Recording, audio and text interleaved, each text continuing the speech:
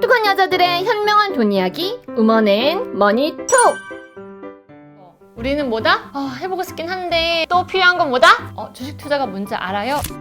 네, 안녕하세요. 두 아이 키우면서 열심히 일하고 있는 워킹맘 6년차 올리브입니다.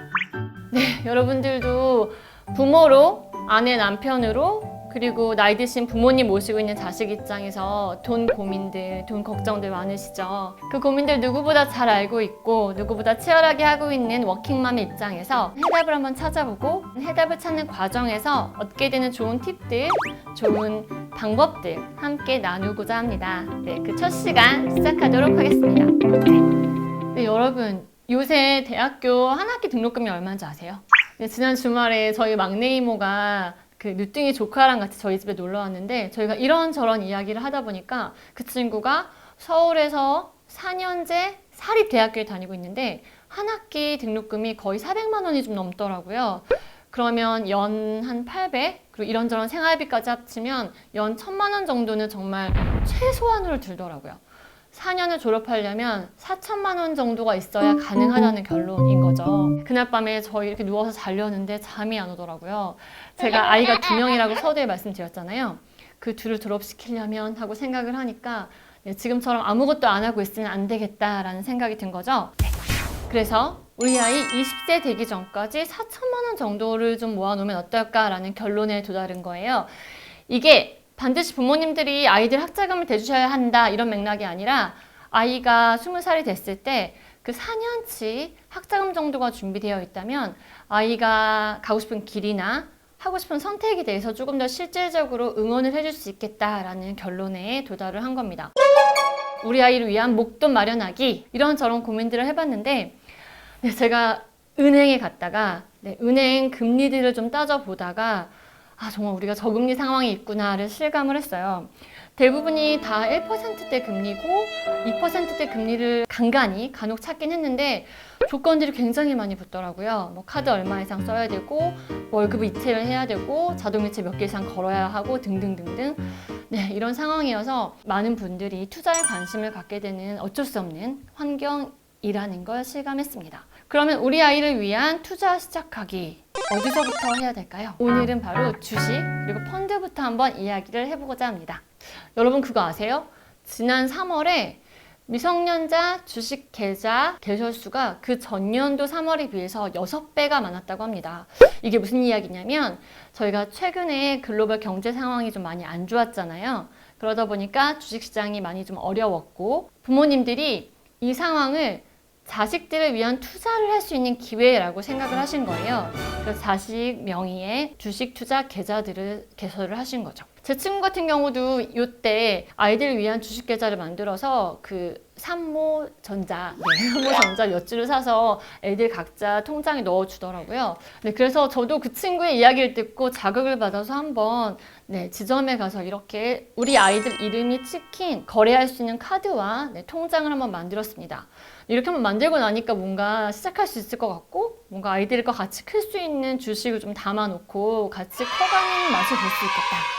커가는 재미, 커가는 투자의 맛을 볼 수 있겠다라는 생각이 들더라고요. 많은 분들이 이렇게 주식을 찾는 이유는 첫 번째는 당연히 수익률 때문이고요. 두 번째는 적금이 채워지지 못하는 부분, 바로 만기가 없다는 점입니다. 그래서 만기가 없기 때문에 아이와 같이 커갈 수 있는 주식을 담아두시고 아이와 함께 투자를 하면서 투자 자금들, 목돈들을 마련할 수 있다는 장점이 있고요. 그리고 은행 적금과 다르게 그 주식 투자를 통해 얻은 수익이나 배당을 다시 재투자하는 과정에서 복리 효과를 누리게 됩니다. 이게 기간이 길어질수록 복리는 굉장한 힘을 발휘하게 되는데 여기에서 주식의 큰 장점을 찾으시는 것 같습니다. 그리고 한 가지 기억해 두시면 좋을 게 이 주식 같은 경우에는 자녀에 대한 증여 수단으로 많이 활용을 하세요.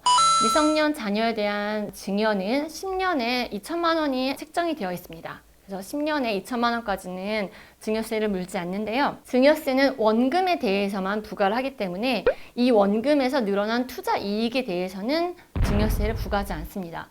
근데 여러분 주식의 가장 큰 특징이 장기간에 걸친 상승 가능성, 이 가장 높은 자산 중 하나잖아요. 그렇기 때문에 아주 어린 나이에 아이가 어렸을 때 그 주식을 사두면 이 주식이 차후에 가치가 올라갔을 때 이 부분에 대해서는 증여세를 걱정하지 않으셔도 된다는 거예요. 예를 하나 들어드리면 좀 극단적이긴 하지만 이해를 돕기 위해서 만약 제가 저희 아이에게 300만 원짜리 주식을 사주었다고 할 때 이 주식이 10년 뒤에 3천만 원이 되었다고 예를 한번 들어볼게요. 미성년자 증여세 면제 한도가 10년에 2천만 원이라고 했는데 그 금액을 넘었죠. 네, 하지만 걱정하실 필요가 없는 게 증여는 증여 당시 주식 가격인 300만 원에 대해서만 카운트가 됩니다. 네. 그리고 한 가지 더 말씀을 드리면 이 주식 투자를 통해서 얻을 수 있는 굉장히 좋은 기회 중 하나가 자녀와 함께 경제 공부를 하실 수 있다는 점이에요. 그 유튜브를 찾아보시면 5살 때부터 주식 투자한 꼬마 주주에 대한 이야기가 나와요. 이 친구가 지금은 11살 소녀인데 이 친구한테 주식 투자가 뭔지 알아요? 라는 질문을 하니까 정말 당당하고 야무지게 이렇게 얘기하더라고요. 네, 내가 회사의 주인이 돼서 그 회사가 돈을 벌거나 뭔가 잘 되면 그 수익을 나눠 갖는 거예요. 나도 부자가 되는 거예요. 라고 되게 야무지게 이야기를 하더라고요. 좀 더 찾아봤더니 역시나 이 친구의 부모님이 금융교육 전문 강사셨어요. 그래서 설날이나 추석 생일 때마다 얻은 돈을 가지고 주식 투자를 같이 하면서 경제 공부를 같이 하셨더라고요. 이 친구 같은 경우에는 중국의 회사에서 배당을 받은 경험도 있고요. 그리고 우리가 많이 쓰는 노란색 채팅 앱 아시죠? 그 회사의 주식을 가지고 있는데 이 친구는 그 채팅 앱에 자기가 주인이라는 인식이 있어요. 그래서 친구들하고 이 채팅 앱을 하면서도 기분이 굉장히 좋다는 이야기를 하더라고요. 이런 식으로 같이 자녀와 함께 경제 공부를 할 수 있어요. 이 주식이 떨어지면, 이 주가가 떨어지면 우리 경제 상황이 지금 이런 이유 때문에 이 주식이 떨어졌어 라고 설명을 같이 해주실 수 있고요. 내가 주인으로 있는 회사의 주가가 올랐다면 이런 경제 환경 때문에 주가가 올랐어 라고 설명할 수 있는 어떤 좋은 경제 공부의 기회가 된다는 거죠. 그 해외 주식 같은 경우는 더더욱 그 아이의 그 견문을 넓혀줄 수 있는 기회가 될 수 있습니다. 글로벌 경제가 이런 흐름이 있고 이런 트렌드들이 있어. 뭐 이런 설명은 기본이고요. 뭐 아마존이나 뭐 구글 이런 기업들이 앞서가는 이유, 이런 이유에 대해서도 함께 공부해 볼 수 있는 좋은 기회가 될 수 있습니다. 네, 이런 많은 장점에도 불구하고 꼭 주의하셔야 할 이미 여러분들이 너무나 잘 알고 계실 주의점이 있습니다. 바로 원금 손실의 위험이 있다는 겁니다. 이미 많은 분들께서 투자란 원금 손실의 리스크를 지는 것이라는 인식을 가지고 계신데요. 나의 운용 능력에 따라 그리고 시장 상황에 따라서 내가 넣은 원금들이 손실을 볼 수 있다는 그 점을 꼭 기억해 주시고요. 주식 같은 경우 요즘 HTS나 MTS 많이 하시죠. 주식 같은 경우에 0.1%대의 거래 수수료가 발생을 하고요. 해외 주식 같은 경우에 현지 통화를 통해서 그 주식을 사야 하기 때문에 환전 수수료가 발생할 수 있습니다. 이러한 세세한 부분들도 놓치지 말고 꼭 기억해 두시면 좋을 것 같습니다.